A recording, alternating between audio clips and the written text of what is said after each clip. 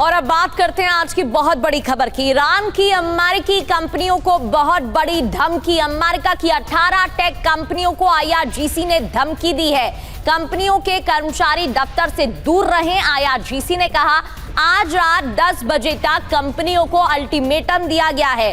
रात 10 बजे के बाद हमले शुरू होंगे, ये आईआरजीसी ने कहा है। अब इसके बाद कई सवाल खड़े हो रहे हैं। अमेरिका का क्या रुख होगा, क्योंकि ये वही टैंक कंपनियां हैं जिसके बलबूते पर अमेरिका विश्व में हुकूमत करता है। और ऐसे में जब रात 10 बजे का समय दिया गया है, हमले होंगे तो फिर कितनी तबाही मचेगी वो भी देखने वाली बात है। तो क्या सिर्फ ये प्रेशर बनाने की टैक्टिक या फिर वाकई में होने वाले हैं बड़े धमाके?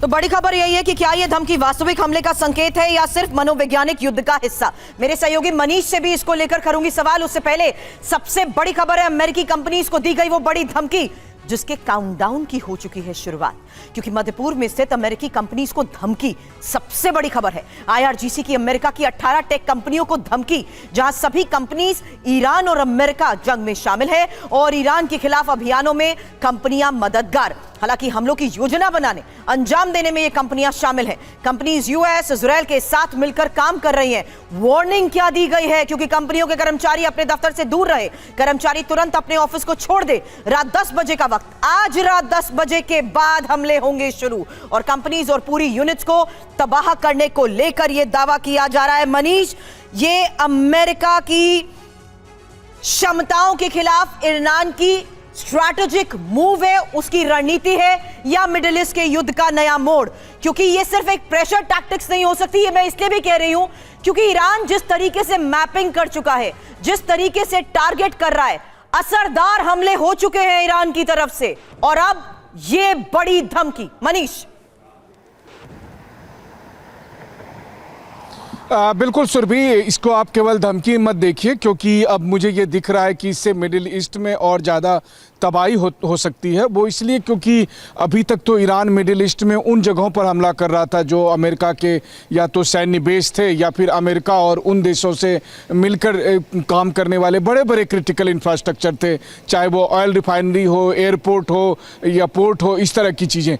लेकिन अब जबकि अमेरिकी कंपनियों पर हमले होंगे तो फिर इसका मतलब है कि दुबई में, अबू धाबी में, दोहा में या फिर इस तरह के जो दूसरे और शहर हैं, तो शहर के बीचों बीच अब दफ्तरों पर हमले होंगे, क्योंकि उन आईटी कंपनियों के जो बिल्डिंग्स हैं, दफ्तर हैं, वो कहीं और नहीं है, वो रेजिडेंशियल इलाकों में है, वो कमर्शियल इलाकों में है।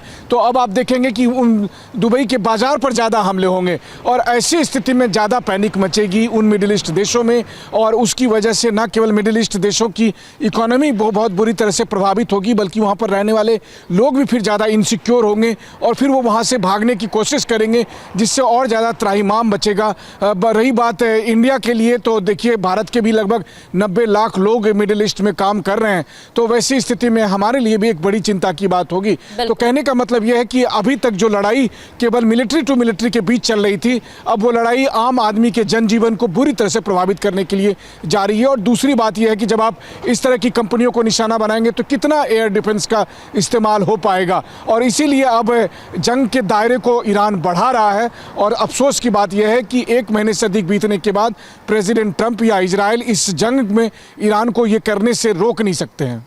बिल्कुल मनीष, और दोनों अलग अलग पेज पर भी नजर आ रहे हैं, चाहे इजराइल की बात हो या अमेरिका की हो। जो बयान आ रहे हैं वो दोनों के कॉन्ट्राडिक्टरी, अलग अलग बयान सामने आ रहे हैं। लौटेंगे आपके पास।